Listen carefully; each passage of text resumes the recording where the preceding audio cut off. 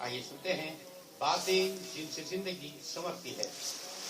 القرآن يوحدنا لطريق الخير يوجهنا الله تعالى أنزله ورسول الله معلمنا الحمد لله رب العالمين والصلاة والسلام على قائد الغر المحجلين نبينا محمد وعلى آله وصحبه أجمعين وبعد۔ محترم سامعین، دینی و ملی بھائیوں اور بہنوں، السلام علیکم ورحمۃ اللہ وبرکاتہ۔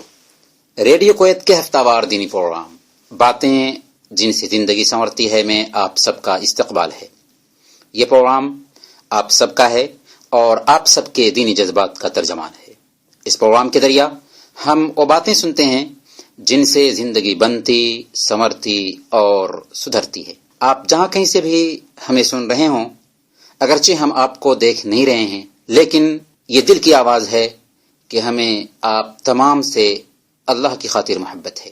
ہم اللہ کی خاطر آپ تمام سے محبت کرتے ہیں اور اس محبت کی طفیل اللہ رب العالمین سے دعا کرتے ہیں کہ الہ العالمین تو ہم سب کے مسائل حل فرما دے، ہمارے آل و اولاد کی حفاظ فرما اور ہم سب کو کل قیامت کے دن اپنے عرش کا سایہ نصیب فرما، جس دن تیرے سایہ کے علاوہ کوئی اور سایہ نہ ہوگا، آمین یا رب العالمین۔ محترم بھائیوں اور بہنوں، ابھی کویت میں شدید ٹھنڈی پڑ رہی ہے۔ ٹھنڈی کا یہ موسم اپنے اندر جہاں بہت سارا پیغام رکھتا ہے، وہیں ہمیں دنیا کے ان بھائیوں کی غربت بھی یاد دلاتا اور خون کے آنسو رلاتا ہے جن کے پاس ٹھنڈی سے بچنے کا کوئی انتظام نہیں ہے۔ کتنے ہیں جو کھلے آسمان کے نیچے رہنے پر مجبور ہیں، کتنے ہیں جو ٹھنڈی سے جان دے بیٹھتے ہیں، کتنے ہیں جو چٹیوں کا ازار اور چادر بنا کر ٹھنڈی گزار رہے ہیں، کتنے ہیں جو چٹائی اوڑھ کر ٹھنڈی کاٹ رہے ہیں۔ یہ وہ لوگ ہیں جو ہمارے جیسے کلمہ پڑھتے ہیں، نمازیں پڑھتے ہیں، روزہ رکھتے ہیں اور قرآن کریم کی تلاوت کرتے ہیں۔ ہمیں چاہیے کہ اس موسم میں جب کہ ہمیں ہر طرح کی سہولت میسر ہے، ان بھائیوں اور بہنوں کو یاد کریں جو ہماری مدد کے سب سے زیادہ مستحق ہیں، جن کے جسموں کو ٹھنڈی کی شدت نے برف بنا رکھا ہے۔ اللہ کے واسطے ذرا سوچئے کہ آپ کتنی بڑی نعمت میں ہیں۔ آپ بے نیاز ہیں، ہر طرح سے خوشحال ہیں، آپ کے پاس ٹھنڈی سے بچنے کے سارے وسائل میسر ہیں۔ اس لیے اللہ کی اس عظیم نعمت کو یاد رکھیں، اس کے شکر گزار بنیں اور جس شکل میں ہو سکتا ہو ان بھائیوں اور بہنوں کی مدد کریں۔ اگر مادی طور پر مدد نہ کر سکتے ہوں تو کم سے کم دعا کریں کہ اللہ پاک ان بھائیوں کو اپنے حفظ و امان میں رکھے، آمین یا رب العالمین۔ یہ ایک رہا۔ دوسری بات یہ کہ جس طرح اللہ پاک نے ہمیں دوسروں سے بے نیاز رکھا ہے، وہیں ہم میں سے اکثر لوگوں کو وقت اور صحت کی نعمت میسر ہے۔ وقت اور صحت کی نعمت بہت بڑی نعمت ہے، اس کی قدر کریں۔ وقت ہی زندگی ہے۔ آپ کے وقت کا جو حصہ گزر جاتا ہے، یاد رکھیں اصل میں وہ آپ کی زندگی کا ایک حصہ ہے جو گزرا ہے۔ اسی لیے حسن بصری رحمۃ اللہ علیہ نے فرمایا، یا ابن آدم انما انت ایام اذا ذهب یوم ذهب بعضک، اے آدم کی اولاد تم چند دنوں سے عبارت ہو، جب ایک دن گزرتا ہے تو گویا تمہارا بعض حصہ گزر جاتا ہے۔ ایک مسلمان کی زندگی میں وقت کی بہت اہمیت ہے۔ 5 وقت کی نمازیں بھی ہمیں وقت کی پابندی کرنا سکھاتی ہیں کہ ہر ایک کا ایک وقت خاص رکھا گیا ہے، انہیں آگے پیچھے ہم نہیں کر سکتے۔ زکوٰۃ بھی وقت کی پابندی سکھاتی ہے کہ ایک خاص وقت میں ہی اس کی ادائیگی ہونی چاہیے۔ روزہ وقت کی پابندی سکھاتا ہے کہ خاص وقت سے خاص وقت تک ہی ہو سکتا ہے۔ حج بھی وقت کی پابندی سکھاتا ہے کہ سال کے مخصوص دنوں میں ہی اس کی ادائیگی ہو سکتی ہے۔ یہ وقت کی اہمیت ہے کہ اللہ نے اس کے بعد حصے کی اپنی کتاب میں قسم کھائی ہے، کبھی فجر کی قسم کھائی تو کبھی عصر کی قسم کھائی ہے، کبھی رات کی قسم کھائی تو کبھی دن کی قسم کھائی ہے۔ کیوں؟ یہ بتانے کے لیے کہ وقت جو انسان کو میسر ہے بہت ہی قیمتی ہے۔ وقت کی قیمت محض اس دنیا تک محدود نہیں، بلکہ اس کے بارے میں کل قیامت کے دن بھی ہم سے پوچھ گچھ ہونے والی ہے۔ سنن ترمذی کی روایت ہے، اللہ کے رسول صلی اللہ علیہ وسلم نے ارشاد فرمایا، لا تزول قدم عبد يوم القيامة حتى يسأل عن عمره فيما أفناه وعن علمه فيما فعل وعن ماله من أين اكتسبه وفيما أنفقه وعن جسمه فيما أبلاه۔ قیامت کے دن ایک بندے کا قدم اس وقت تک آگے نہیں بڑھ سکتا جب تک کہ اس سے یہ نہ پوچھ لیا جائے کہ عمر کہاں گزارا، علم کے مطابق کتنا عمل کیا، مال کہاں سے کمایا اور کہاں خرچ کیا، اور جسم کو کس کام میں لگایا۔ اسی لیے حضرت ابن مسعود رضی اللہ تعالیٰ عنہ کہا کرتے تھے، مجھے اس سے زیادہ کسی چیز پر ندامت نہیں ہوتی، کسی چیز پر افسوس نہیں ہوتا کہ دن کا سورج ڈوبا ہو اور میری عمر میں کمی آئی ہو، لیکن اس دن میں میرے عمل میں کوئی زیادتی نہ ہو سکی ہو۔ جی ہاں، وقت بہت قیمتی ہے، اس کی قدر ہونی چاہیے۔ اللہ کی عظیم نعمتوں میں سے ایک نعمت صحت بھی ہے۔ اس کی اہمیت کو وہی جان سکتا ہے جو اس نعمت سے محروم ہے۔ اس لیے عرب کہتے ہیں، الصحۃ تاج علی رؤوس الاصحاء لا یراہ الا المرضى۔ صحت مندوں کے سروں پر ایک ایسا تاج ہے جسے بیمار ہی دیکھ سکتے ہیں۔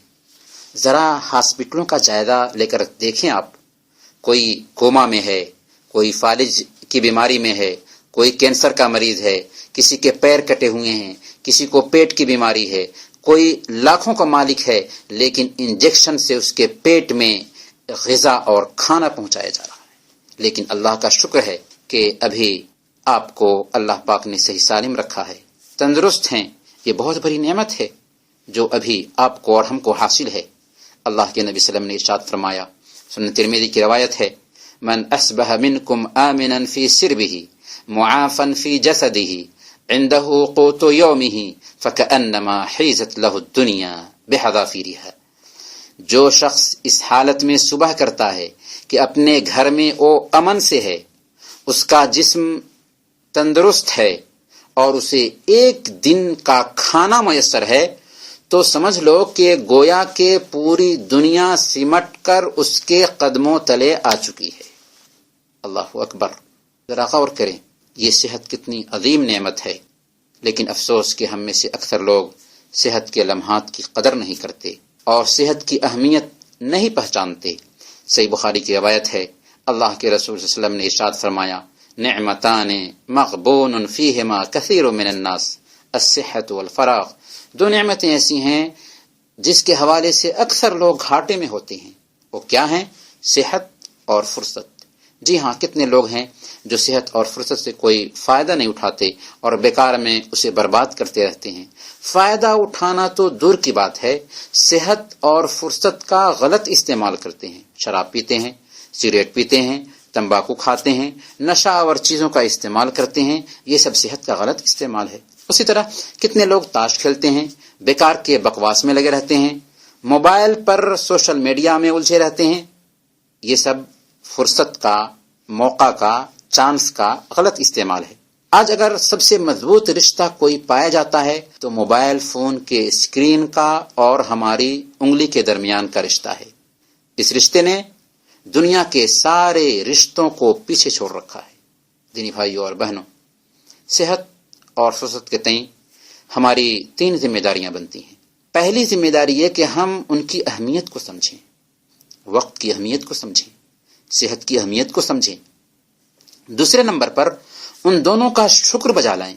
اگر وقت میسر ہے تو اللہ کا شکر بجا لائیں کہ اس نے آپ کو یہ فرصت عطا فرمائی۔ اگر صحت میسر ہے تو اللہ کا شکر بجا لائیں کہ اس نے آپ کو صحت یاب رکھا۔ تیسرے نمبر پر ان نعمتوں کا صحیح استعمال کریں۔ وقت اور صحت کا صحیح استعمال یہ ہے کہ وقت اور صحت کے جانے سے پہلے نیکیوں کا توشہ جمع کر لیں، وہ کام کریں جو دنیا اور آخرت میں ہمارے لیے فائدہ مند ہو۔ زیادہ سے زیادہ قرآن کی تلاوت کریں، قرآن یاد کرنے کے لیے بھی وقت نکالیں، زیادہ سے زیادہ ذکر کا اہتمام کریں، ایام بیت کے روزوں اور سوموار اور جمعرات کے روزوں کا اہتمام کریں، شب بیداری کریں، وطر کا اہتمام کریں، چاشت کی نمازیں پڑھیں، صلہ رحمی کریں، بچوں کی اچھی تربیت کریں، خیر اور بھلائی کا جو بھی کام ہو سکتا ہو اسے کرنے میں وقت لگائیں اور اس طرح سے وقت سے فائدہ اٹھائیں. جب وقت چلا جائے گا تو پھر لوٹ کر نہیں آ سکتا. جب جوانی چلی جائے گی تو پھر لوٹ کر نہیں آ سکتی. اللہ پاک ہم سب کو نعمتوں کی قدر دانی کی توفیق عطا فرمائے. آمین یا رب العالمین. محترم سامعین، ہم آپ کی کال بھی لیں گے لیکن ایک چھوٹے سے وقفہ کے بعد. هذا القرآن يوحدنا لطريق الخير يوجهنا الله تعالى أنزله ورسول الله معلمنا. ریڈیو کویت کی اردو نشریات سے آپ سن رہے ہیں ریڈیو پروگرام باتیں جن سے زندگی سنورتی ہے. محترم سامعین، ریڈیو کویت کے ہفتہ وار دینی پروگرام میں ایک بار پھر آپ سب کا استقبال ہے اور ہم آپ کے سوالات کے جوابات دے رہے ہیں. عادل صاحب نے وفرا سے پوچھا ہے کہ نماز ادا کرتے وقت اگر نماز میں رکعتوں کی تعداد میں بھول ہو جائے، کس طرح بھول ہو جاتی ہے، تو ہمیں کیا کرنا چاہیے. دیکھیں، فقہا اسے سہو کا نام دیتے ہیں. نماز میں اگر بھول ہو جائے تو اسے ہم سہو کہتے ہیں، اور یہ بھول کی 3 شکل ہو سکتی ہے. کمی ہو جائے، زیادتی ہو جائے یا شک ہو. اگر نماز میں کمی رہ جاتی ہے یا نماز میں زیادتی ہو جاتی ہے یا شک پیدا ہو جاتا ہے کہ پتہ نہیں نماز ہم نے 3 رکعت ادا کی ہے یا 4 رکعت ادا کی ہے، تو ان 3 حالات میں کیا کرنا چاہیے ہم تفصیل سے آپ کو بتا دیتے ہیں. اگر کسی رکن کی ادائیگی میں کمی رہ گئی ہے تو اس رکن کو ادا کر لیں گے. مثال کے طور پر سجدہ نہیں کر سکے اور بعد میں خیال آیا تو 1 رکعت ادا کر لیں گے اور پھر سجدے سہو کر کے سلام پھیر دیں گے. اور اگر زیادتی ہو گئی ہے تو سلام پھیرنے کے بعد 2 سجدے سہو کر لیں گے اور سلام پھیر دیں گے. اگر شک ہے کہ پتہ نہیں 2 رکعت ادا کیا یا 3 رکعت ادا کیا ہے تو ایسی صورت میں کم پر بنیاد رکھیں گے. شک ہے 2 اور 3 میں تو ہم سمجھیں گے کہ 2 ہی ہے اور پھر 1 رکعت ادا کر لیں گے اور 3 بنا لیں گے. اگر شک ہے 3 اور 4 میں تو سمجھیں گے کہ 3 ہی ہے، کیونکہ 3 پہ تو یقین ہے، شک 3 اور 4 پہ ہے، تو 1 رکعت ادا کر لیں گے اور پھر اس کے بعد سجدے سہو کر کے سلام پھیر دیں گے. اللہ کے نبی صلی اللہ علیہ وسلم نے ایک حدیث صحیح مسلم کی روایت کے مطابق بیان فرمایا کہ اذا شک احدکم فی صلاته فلم يدر كم صلى 3 ام 4 فليتره الشك وليبني على ما استيقن، کہ جب تم میں سے کسی آدمی کو شک ہو جائے اور اسے پتہ نہ ہو کہ کتنی رکعتیں ادا کی ہیں، 3 یا 4 رکعت، تو اسے چاہیے کہ شک کو نظر انداز کرے اور کم پہ بنیاد رکھے اور پھر جو باقی رکعتیں ہیں انہیں ادا کر لے.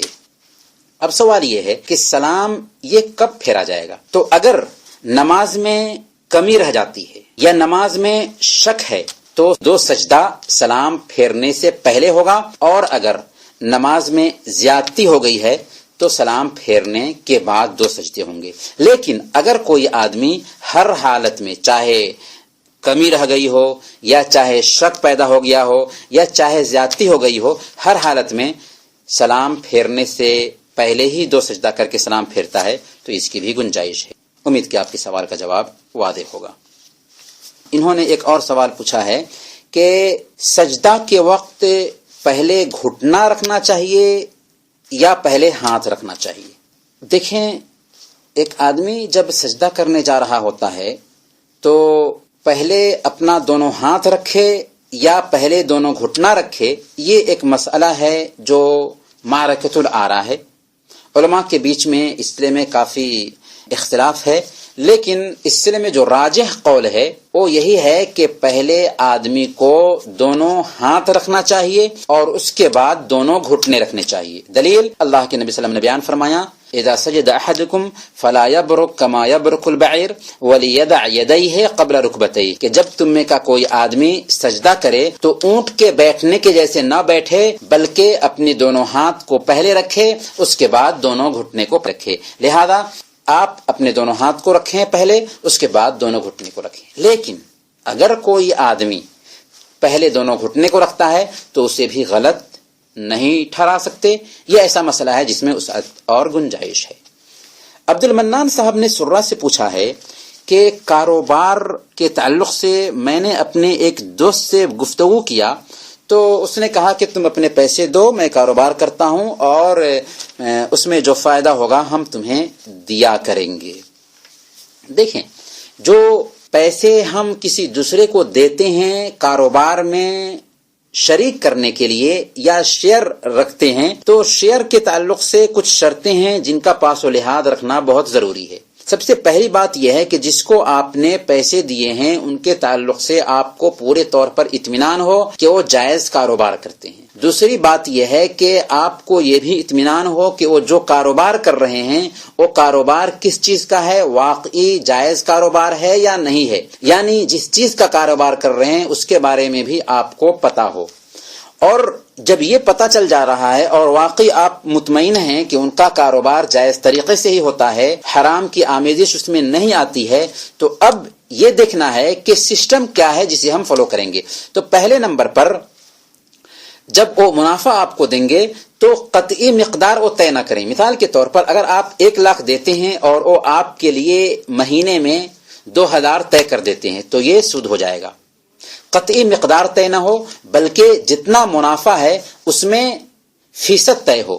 مثال کے طور پر 50% ہم دیں گے، 50% تم کو دیں گے، تو منافع میں فیصد اگر طے ہے تو اس کی گنجائش ہے۔ تو پہلی شرط یہ ہوئی کہ قطعی مقدار طے کرنے کے بجائے فیصد طے کریں منافع میں، اور دوسری شرط یہ ہے کہ نفع اور نقصان دونوں میں ان کے شریک رہیں۔ مثال کے طور پر آپ نے اور انہوں نے مل کر کے کاروبار کیا، ممکن ہے کہ کاروبار میں خسارہ ہو، تو ایسا نہ ہو کہ آپ شرط رکھیں کہ بھائی خسارہ ہوا تو تمہارا ہوگا، نہیں، اگر ایسا ہے تو یہ جائز کاروبار نہیں ہوگا۔ عام طور پر جو سودی بینک کرتا ہے وہ کیا کرتا ہے، آپ کو قطعی مقدار میں منافع دیتا ہے اور نفع میں تو آپ شریک ہوتے ہیں، نقصان میں شریک نہیں ہوتے، اسی وجہ سے یہ سود ہے۔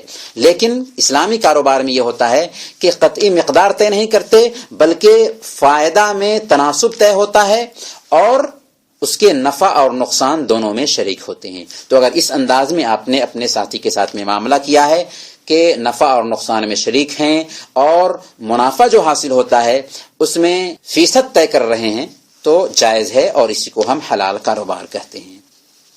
عبد المنان صاحب نے اور محمد آصف صاحب نے بھی ایک ہی سوال دہرایا ہے کہ بہت سارے لوگ جو اپنی بیویوں کو چھوڑ کر کے باہر ملک میں کام کرنے کے لیے آتے ہیں تو ان کا کیا حکم ہے۔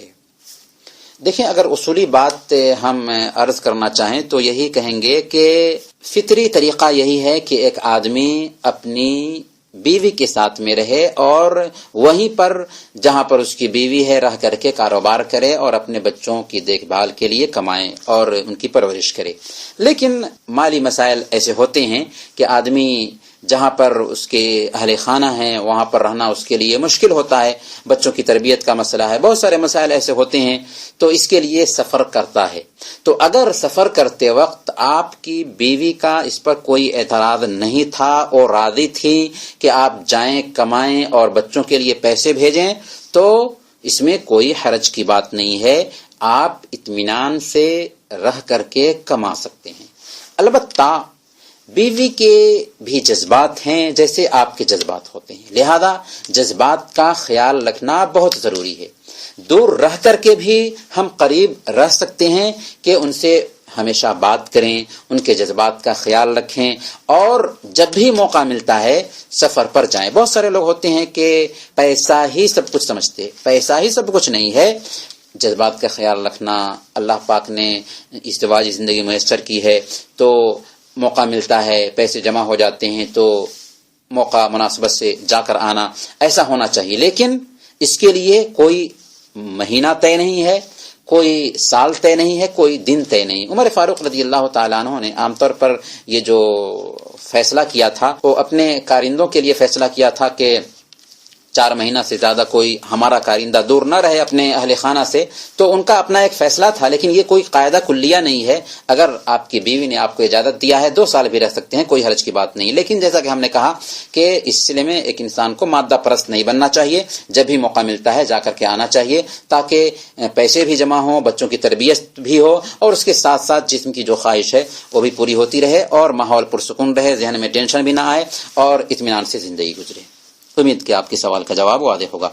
محمد اعظم صاحب نے پوچھا ہے کہ میرے بچے کو 2 بیٹیاں ہوئی ہیں، انہوں نے کہا کہ ان کا نام بتائیں، تو میں نے آپ سے رابطہ کیا ہے تاکہ آپ ان کا کوئی مناسب نام بتا دیں۔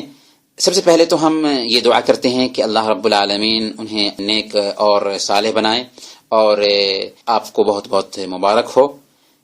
جہاں تک کہ نام کا سوال ہے، تو نام کے تعلق سے ہم صرف یہ عرض کریں گے کہ نام بہتر سے بہتر رکھنے کی کوشش کرنی چاہیے، کیونکہ نام رکھنا بھی ایک آرٹ ہے، اور نام کا ایک انسان کی زندگی پر اثر ہوتا ہے۔ صحابہ کا نام، صحابیات کا نام، اسی طرح سے ایسے علماء کرام کا نام جنہوں نے اچھا کارنامہ انجام دیا ہے، ان کی خدمات ہیں، ایسے لوگوں کے نام پر اپنے بچوں اور بچیوں کا نام رکھنا چاہیے۔ لہذا ہم تو یہ عرض کریں گے کہ اگر ان کا نام عائشہ اور فاطمہ رکھیں تو بہت ہی مناسب رہے گا۔ اگر عائشہ اور فاطمہ وغیرہ ان کے پاس اور بھی نام ہیں تو جو مناسب سمجھتے ہیں، بس یہ قاعدہ یاد رکھیں کہ اللہ کے نبی صلی اللہ علیہ وسلم کی بیویوں میں سے، اللہ کے نبی صلی اللہ علیہ وسلم کی بیٹیوں میں سے کسی کا نام اختیار کریں، یا صحابہ کرام کی بیویوں اور بیٹیوں میں سے کسی کا نام اختیار کریں، وہ بہتر رہے گا، اس کے اندر برکت ہوگی انشاءاللہ۔ عبد القیوم صاحب نے پوچھا ہے کہ جمعہ کی نماز ہم نے ادا کی تو ایک ساتھی سے بحث ہو گئی کہ نیت ظہر کی نماز کی کرنی ہے یا جمعہ کی نماز کی۔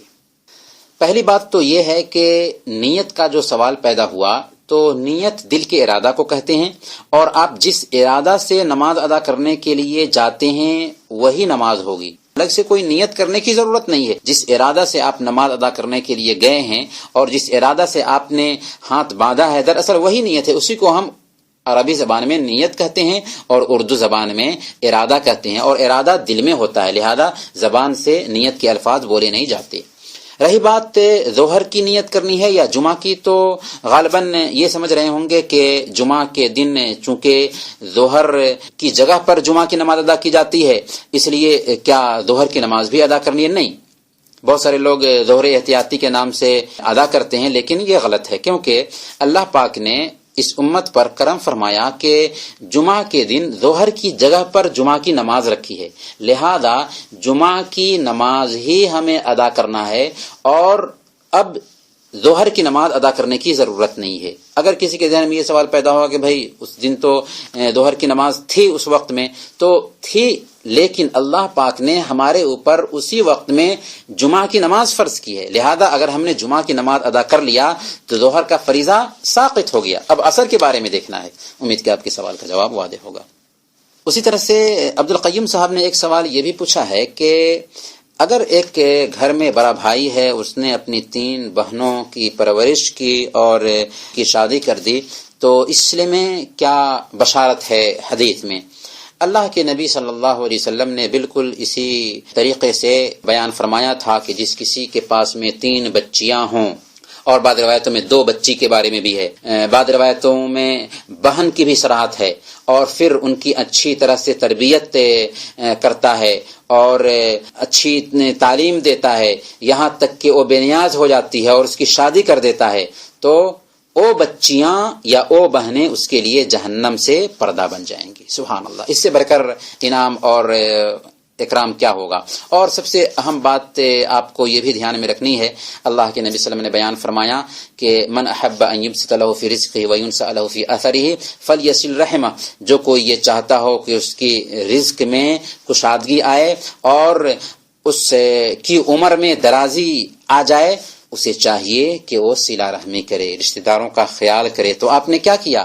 آپ نے اپنی بہنوں کی تربیت کی، گویا کہ رشتہ داروں کا خیال کیا اور ان کے اوپر خرچ کیا، تو اس کے ذریعہ اللہ پاک آپ کی عمر میں اضافہ فرمائیں گے، اس کی ذریعہ آپ کی روزی میں برکت ہوگی۔ لہذا ایسے وہ سارے بھائی جو اپنے رشتہ داروں کا خیال کرتے ہیں، صلہ رحمی کرتے ہیں، ان کے لیے یہ بشارت ہے کہ یہ نہ سمجھیں کہ آپ کے پیسے ضائع ہو رہے ہیں، بلکہ اللہ رب العالمین عجیب طریقے سے آپ کی روزی میں برکت عطا فرماتا ہے، عجیب طریقے سے آپ کی عمر لمبی فرماتا ہے۔ آپ کو احساس نہیں ہوتا، لیکن عجیب طریقے سے واقعی روزی آتی ہے اور ہمیں اس کا گمان بھی نہیں ہوتا۔ مطلب سامعین، بس ہمارے پاس میں کچھ میسیجز ہیں۔ ایک میسیج ہے، ایک ساتھی کہتے ہیں کہ کیا جنات کے پاس یا شیاطین کے پاس بھی اولاد ہوتی ہے؟ جی ہاں، شیاطین کے پاس بھی اولاد ہوتی ہے اور وہ بھی اپنے پاس میں بیوی بچے رکھتے ہیں۔ اللہ رب العالمین نے قرآن کریم میں بیان فرمایا افتتخذونہ وذریتہ اولیاء من دونی، کہ کیا تم اسے اور اس کی ذریت کو میرے علاوہ ولی ٹھہراتے ہو؟ تو اس آیت کریمہ میں اللہ پاک نے یہ بیان فرمایا کہ شیاطین یا جنات کے پاس میں ان کی ذریت بھی ہے، جب ذریت ہے تو ان کے پاس میں بیویاں بھی ہوں گی، تو اس طرح سے شیاطین کے پاس میں بچے ہوتے ہیں، بیویاں ہوتی ہیں۔ ایک ساتھی نے پوچھا ہے کہ مرنے کے بعد جب اللہ رب العالمین کے پاس ایک انسان پہنچے گا تو کس نام سے اسے پکارا جائے گا، باپ کے نام سے یا ماں کے نام سے؟ یہ ایک مسئلہ ہے جس کے تعلق سے علماء نے گفتگو کی ہے کہ ایک آدمی جب اللہ رب العالمین کے پاس میں پہنچے گا تو اسے باپ کے نام سے پکارا جائے گا یا ماں کے نام سے پکارا جائے گا۔ تو صحیح بات یہ ہے کہ ایک آدمی اللہ رب العالمین کے پاس میں باپ کے نام سے پکارا جائے گا، یعنی محمد بن عبداللہ، باپ کے نام سے پکارا جائے گا، ماں کے نام سے نہیں۔ ماں کے نام سے پکارنے کی جو بات کہی جاتی ہے وہ حضرت عیسیٰ علیہ السلام کو لے کر کے ہے، حالانکہ یہ بات غلط ہے۔ حضرت عیسیٰ علیہ السلام اگرچہ مریم علیہ السلام کے بیٹا ہیں، لیکن اصولی اعتبار سے سب کے پاس میں باپ ہوتا ہے اور نسبت عام طور پر باپ کی طرف ہی ہوتی ہے۔ اور امام بخاری رحمۃ اللہ علیہ نے باضابطہ اس سلسلے میں ایک باب باندھا ہے اور اس کے اندر ایک روایت نقل کی ہے کہ باب ما یدعى الناس بآبائہم، کہ باب ہے اس چیز کا کہ لوگ اپنے باپ کے نام سے پکارے جائیں گے۔ لہذا صحیح بات یہی ہے کہ کل قیامت کے دن اللہ پاک بندوں کو ان کے باپ کے نام سے ہی پکارے گا۔ ایک اور سوال یہ ہے کہ اگر اللہ رب العالمین نے قسمت لکھ دیا ہے تو قسمت میں تبدیلی کا کیا سوال پیدا ہوتا ہے؟ دعا کی وجہ سے قسمت بدل جاتی ہے تو قسمت چینج کیسے ہوتی ہے؟ دیکھیں، اللہ رب العالمین نے جو فیصلہ کیا ہے، فیصلہ کبھی بھی اللہ رب العالمین کا چینج نہیں ہوتا۔ البتہ فیصلے کی دو شکل ہوتی ہے، ایک فیصلہ اٹل فیصلہ ہے جو اللہ نے کر دیا ہے، اور ایک فیصلہ ہے جو فرشتوں کے حوالے کیا جاتا ہے۔ تو فرشتوں کے حوالے جو فیصلہ کیا جاتا ہے اس کے اندر یہ بات ہوتی ہے کہ اگر اس بندے نے فلاں کام کیا تو فلاں کام کی وجہ سے اسے فلاں عمل حاصل ہوگا، یا مثال کے طور پر صلہ رحمی کی تو صلہ رحمی کی وجہ سے اس کی عمر میں اضافہ کر دیا جائے گا۔ تو یہ بات بھی اللہ رب العالمین نے پہلے سے واضح کر دیا ہوا ہے۔ محترم سامعین، ہمارا وقت ہوا چاہتا ہے، انہی چند کلمات کے ساتھ ہم آپ سے رخصت ہوتے ہیں۔ اگلے ہفتہ انشاءاللہ مزید سوالات کے جوابات کے ساتھ ملیں گے، تب تک کے لیے اجازت دیجیے۔ صلی اللہ علیہ نبینا محمد وعلی آلہ وصحبہ اجمعین۔